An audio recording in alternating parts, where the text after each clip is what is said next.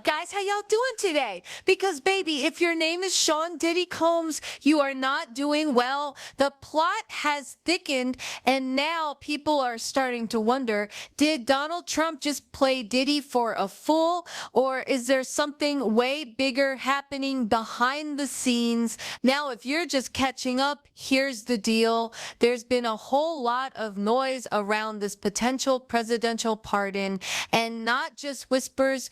We're talking Rolling Stone coverage. According to reports, money has already changed hands between Diddy's team and people connected to Trump's camp, supposedly to help fast-track this pardon. Now, let's be clear, they're not saying the money went directly to Trump himself, but Diddy's reportedly been paying people close to Trump just to get that pardon on the table. A little too cozy, don't you think? Present, Trump and no himself longer once has a said voice something who will like, pursue well, justice Diddy's for her being treated accusation. unfairly. Maybe I'd As of the consider Aiken a against pardon. Diddy, And the whole no country expansion of the side-eyed that with a investigation, resounding no isolation orders, especially with no all the equipment heat still access, coming off the no Ghislaine suspension of attorney Maxwell mess. communication. And yes, we're gonna talk about her too, because did y'all know Trump just had Ghislaine Maxwell transferred from her Florida facility to a federal prison in Texas? And not just any prison. This place is known as Club Fed. It's a minimum security, luxury style prison. Think country club with bars, white collar, wealthy inmate, not exactly hard time. So people are saying that even her transfer is starting to look like a favor, a sign of protection. But let's stay focused, because Diddy's story, it's about to take a wild turn. Everybody's been talking about this pardon like nonstop. I reported on it back in December, again in January, and again in February, and y'all called me crazy. That could never happen. But now it's hit mainstream media. And just when you think you know where this is going, here comes a new theory, one that should have MAGA cheering and anyone hoping for Diddy's downfall breathing a little easier. Here's what's floating around. Multiple victims have been writing letters, and not just to prosecutors or judges, but directly to Trump. Yep. They're going above and beyond, and according to insiders, no one actually wants Diddy out. The theory is that Trump might be setting Diddy up to take the fall, and at the same time, shifting the spotlight away from the Epstein-Maxwell mess that's creeping back up. When I first heard this, I thought, this is a stretch. But then I read the latest Variety interview with Diddy's lawyer, Mark Agnifilo, and suddenly things started clicking into place. So in this Variety article, they sat down with Mark Agnifilo, and the headline, Diddy's lawyer on a Trump pardon, why Sean Combs should be freed from jail, and his beautiful prison essays. First of all, his beautiful prison essays. Sir, we don't care if he's writing Shakespeare behind bars. He's still behind bars for a reason. But let's move on. They asked Mark point blank, how likely is it that Trump pardons Diddy? Have you been in communication with the administration? And y'all, his answer, wild. He said, and I quote, I'm not involved in that in the least. I have literally no idea. There are times I think there's nothing to it, and there are times I think it's just rumor mill stuff, but I do not purport to know the president's mind. I really don't know. Excuse me? You're not involved in the pardon discussions at all. Your client's name is being dragged through every media outlet about a presidential pardon, and now suddenly you're like, my name's Bennett and I ain't in it? Make it make sense. And it gets even weirder. When asked if seeking a pardon was an official part of Diddy's legal strategy, Agnifilo flat out said no. He claimed, my business is very focused on the case alone, the merit of the case and what happened in the courtroom. I don't do anything else. Now pause right there. If you're leading a federal defense team and your client is in serious trouble, Present, the kind of and no trouble longer where a has a voice who presidential will pardon pursue is justice even for on her the table, accusation. how is that not As part of the your Aiken job? against Diddy, Presidential no expansion of pardons the don't investigation, happen over no DMs isolation or orders, WhatsApp no messages. equipment They access, require no coordination, suspension of legal attorney counsel communication. strategy,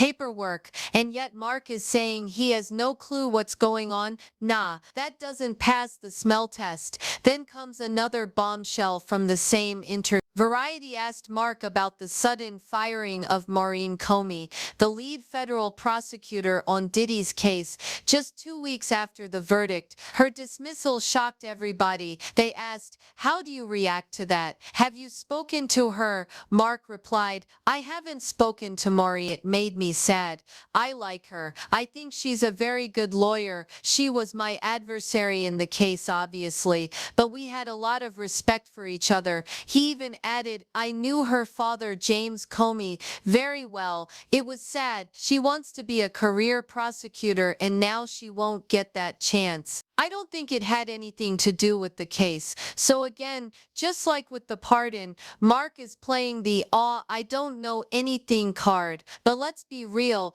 none of this feels random. None of this feels like a coincidence. And that's where Patra Trapp, a writer with very sharp insight, comes in with a theory that's hard to ignore. Patra pointed out that not only are victims writing letters to the judge, they're also bombarding Donald Trump directly. Think about that. With Trump in the middle of his own mess, with court cases pending left and right, every letter matters. And Diddy's name, it's become radioactive. According to Patra and a few other insiders I've heard from, these letters are saying one thing loud and clear: Diddy cannot be trusted on the outside. They're calling him a menace to society, a threat to women, a danger that should never walk free again. And y'all, it's not just the victims saying this. Even within MAGA circles, there's a growing sentiment that pardoning Diddy would be a bad look for Trump. Real bad. Remember, MAGA is still reeling from the Epstein fallout. They do not want Trump associated with anyone accused of similar crimes, and Diddy's charges aren't exactly light. If Trump were to pardon Diddy, in a lot of people's eyes, it would look like he's turning a blind eye to sexual abuse and violent misconduct. On the other hand, sending Diddy away for a long time, that would let Trump reclaim some moral high ground, especially among voters who've grown uneasy about his past associations. Now, here's where it gets interesting. Trump apparently has a new guy on the inside, someone feeding him details the public didn't get to see during the trial. Because remember, not everything made it onto the official record. A lot of arguments happened behind closed doors, evidence the jury never saw, witness statements the press never heard. If Trump's inner circle is getting all of that, and the picture they're seeing is even worse than what we already know, it could change everything. And let's not forget, in less than 24 hours,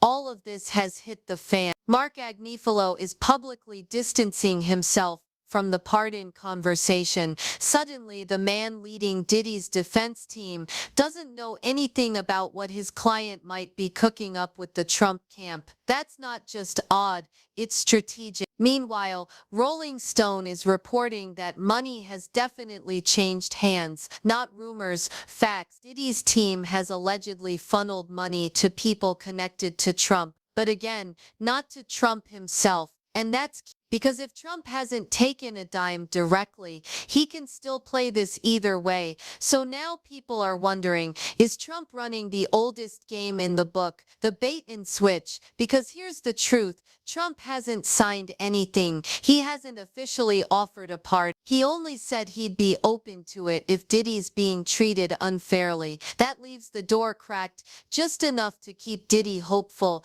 and keep the money flowing. But what if this is all a setup?